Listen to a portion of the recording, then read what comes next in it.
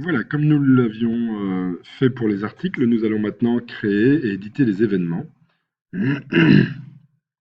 Alors, tous les événements se trouvent ici, dans la rubrique événements, évidemment.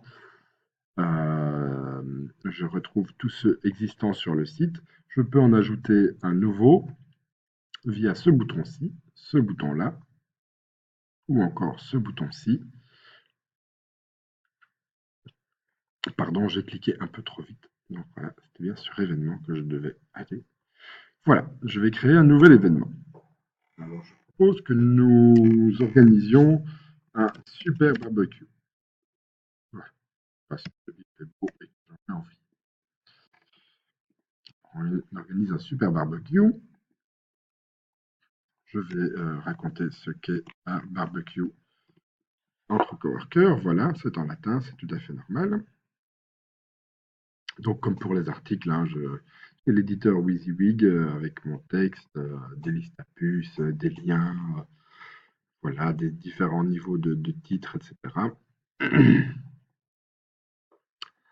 Mais ce qui nous intéresse ici, ce qui nous intéresse ici, c'est la partie événement,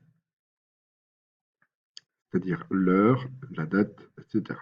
Alors, si je clique simplement sur la date, j'ai un calendrier qui s'ouvre et je décide de le faire le mardi 24 octobre. Voilà. Pour l'heure, c'est simplement une liste et ce sera de midi à 15 heures. Voilà. Ce ne sera pas trop pour faire un peu la fête. Alors, je peux trouver des lieux existants ou je peux en créer de nouveaux si celui de mon événement ne se trouve pas dans la liste. Alors ici, il y a quelques coworking déjà existants. Je pourrais en créer un nouveau, je ne sais pas moi, une grande place de Mons. Voilà. Place de Mons, je lui mets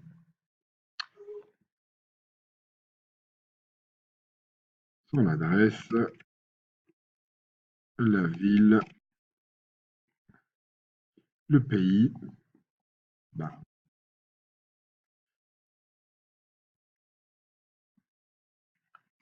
le code postal. Je peux même mettre un numéro de téléphone ou une adresse ou un site web. Voilà. Je ferai afficher les Google Maps ou les liens vers la Google Maps. Voilà, maintenant, si je veux simplement reprendre un lieu existant, je choisis ce lieu dans ma liste. Le voilà, ici ce sera Cowork Factory à la Louvière. Les organisateurs, je pourrais, de la même façon qu'on a ajouté un lieu, ajouter un nouvel organisateur. Bien, ici l'organisateur et moi-même, Higgins Web, avec mon numéro de téléphone. Je vous le note comme ça. Vous pourrez me contacter au cas où vous avez une question.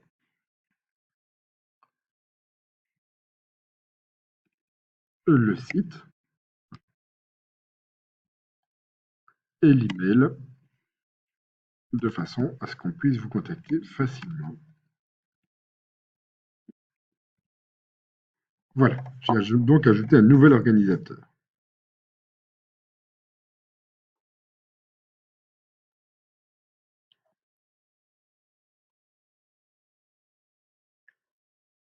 Voilà, je pourrais ajouter plusieurs organisateurs en fait. Donc, ce sera un événement entre Higgins et Coffee, par exemple. Alors ensuite, le site web de l'événement, ça sert si par exemple vous créez un Eventbrite. Bon, dans ce cas-ci, on n'en a pas à créer. Mais admettons, voilà, vous pourriez mettre un site web. Alors, la devise de l'événement, ben, normalement, c'est toujours en euros, si vous voulez faire payer. Et puis, vous ajoutez votre prix. Voilà, ce sera 20 € pour le super barbecue. Alors, le reste, vous n'avez pas à y chipoter. Tout est déjà encodé. Ensuite, pour la partie droite, comme pour les articles, le bloc publié, eh bien, qui suit les mêmes règles, hein, le brouillon, la visibilité publique, privée ou protégée par mot de passe, la publication différée, c'est-à-dire que vous pouvez lui donner une date de publication ultérieure. Et ensuite, les catégories d'événements. Alors, ici, nous en avons deux déjà existantes, c'est-à-dire les ateliers et le networking, simplement parce que nous n'avons créé des événements que dans ces catégories-là. Dans ce cas-ci, un barbecue entre coworkers, c'est du networking. Un joli mot pour dire qu'on va faire un petit peu la fête ensemble. Alors, ensuite, je pourrais épingler ces événements, les mettre en avant, le rendre invisible pour la liste d'événements. Oui, on peut très bien le rendre invisible dans la liste. Et c'est-à-dire juste alors de partager cet événement via un lien, si vous voulez pas qu'il soit trop visible, trop public, par exemple. On ne sait jamais. Et surtout, vous ajoutez une image, comme pour les articles, c'est cette image qui apparaîtra dans la liste des événements sur la page du site. Nous le verrons ensuite. Alors, je vais définir une image. Alors, je l'avais déjà chargée dans la bibliothèque média, comme on l'a fait pour les articles. Voilà, je choisis mon image de mon beau barbecue. Alors, je ne sais pas si vous l'avez vu, mais j'ai fait une petite erreur. J'ai laissé un titre qui ne veut rien dire. Voilà. Ici, je donne un titre qui est plus parlant. Barbecue Coffee Coworking. Pardon. Je définis cette image et je peux maintenant soit publier mon événement, soit juste voir à quoi il ressemble. Dans ce cas-ci, je vais juste cliquer sur Aperçu et je vois à quoi il ressemble.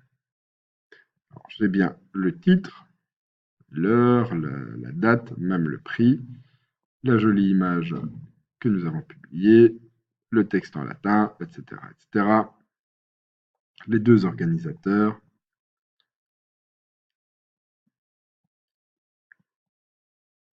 Et surtout le lieu qui est affiché via la petite Google Maps comme on l'avait demandé. Voilà. Alors tout ça me convient parfaitement. Je peux fermer cet onglet d'aperçu et je vais donc maintenant publier mon événement. Je clique sur publier. Il l'a publié. Comme il vous le dit ici, l'événement a été publié et je peux maintenant le voir tel qu'il est sur le site. Voilà. Maintenant, donc ça c'est la page particulière de cet événement. Je peux aussi le voir directement dans l'agenda. Voilà, il est venu s'ajouter au-dessus de la liste, au-dessus des événements déjà existants. Voilà, alors maintenant je vais, pour ma part, le supprimer, puisque malheureusement ce Super Barbecue n'aura pas lieu.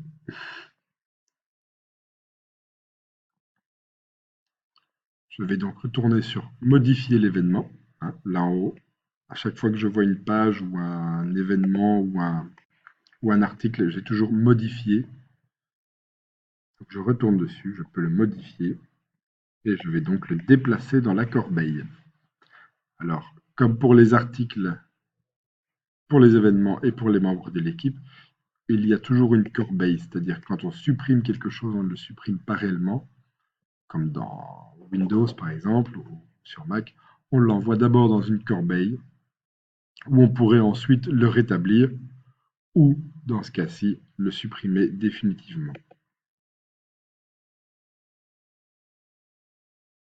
Voilà. Alors, il nous reste un petit peu de temps pour vite voir les membres de l'équipe.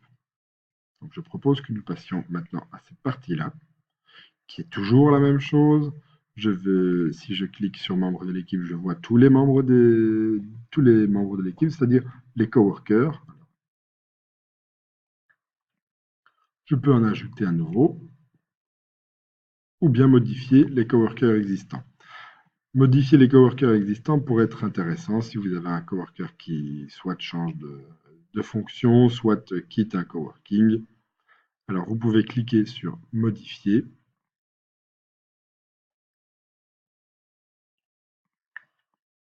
Alors, ça, vous voyez, c'est la même page un petit peu à chaque fois, hein. Sauf qu'ici, nous n'avons rien comme contenu de principal, car ça se situe ici. On a les renseignements personnels, médias sociaux et les compétences. Et puis surtout, nous avons la photo du coworker et le coworking dans lequel il se trouve. Alors, il faut savoir qu'il y a encore il y a trois groupes différents, c'est-à-dire les coworkers, les happiness managers et les partenaires. Dans ce cas-ci, c'est bien une coworkeuse. Voilà. Alors, si je devais la supprimer parce qu'elle a quitté les réseaux de coworking, par exemple, je fais simplement déplacer dans la corbeille. Alors ici, nous allons ajouter un nouveau coworker. Alors, ce nouveau coworker s'appelle James Bond. Il travaille au Mutual Lab, par exemple. Voilà. Alors, je passe toute cette petite partie que, en fait, normalement, vous ne devriez pas voir. Soit j'arrive sur ces renseignements qui nous intéressent ici. Titre du poste, il est agent secret. Voilà.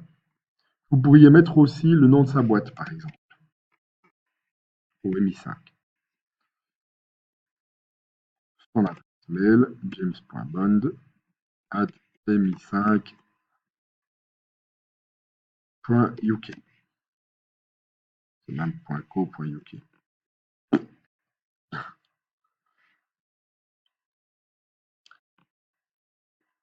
On a dit l'adresse web. .uk. Je pense pas que cette adresse web existe, mais c'est pas grave. Son numéro de téléphone. Voilà. Le lieu, eh bien c'est un agent secret, on ne peut pas le savoir. Son Facebook, son Twitter, son LinkedIn, son Google, etc.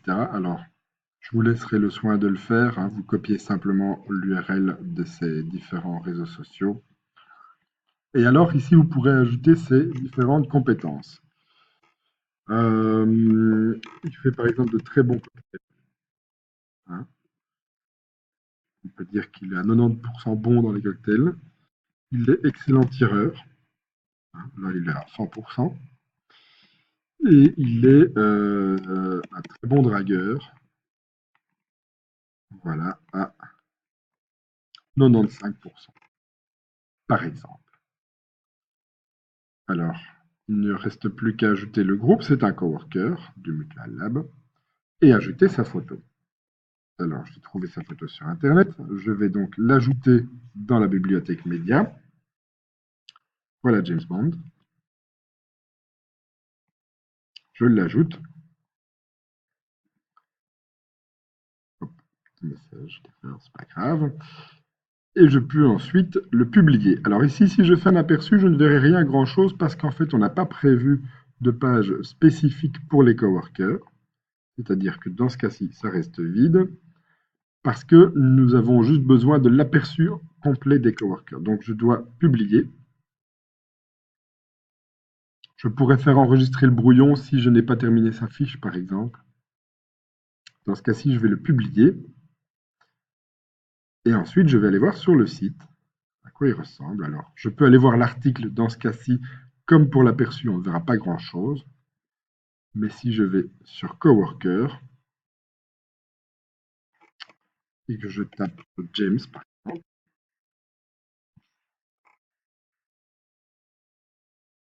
eh bien, je vais trouver en effet James Bond, agent secret au MI5, avec son adresse mail, son numéro de téléphone et ses différentes compétences.